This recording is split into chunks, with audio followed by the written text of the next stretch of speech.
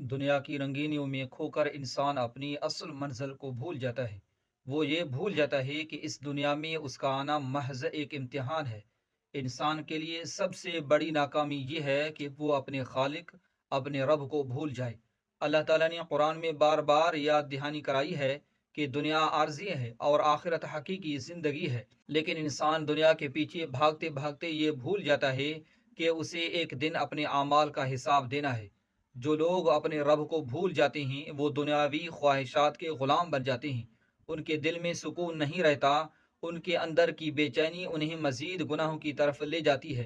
اللہ کی یاد انسان کے دل کو سکون دیتی ہے، اس کی زندگی کو مقصد عطا کرتی ہے اور اسے ہر مشکل سے نکالنے کا ذریعہ بنتی ہے۔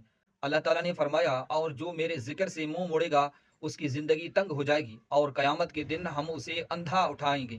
اسی لیے ضروری ہے کہ ہم اپنی زندگی میں اللہ کی یاد کو سب سے اوپر رکھیں۔ نماز، دعا، قرآن کی تلاوت اور اللہ کی نافرمانی سے بچنا ہماری پہلی ترجیح ہونی چاہیے، کیونکہ جو شخص اللہ کو یاد رکھتا ہے اللہ اسے کبھی تنہا نہیں چھوڑتا۔ السلام علیکم۔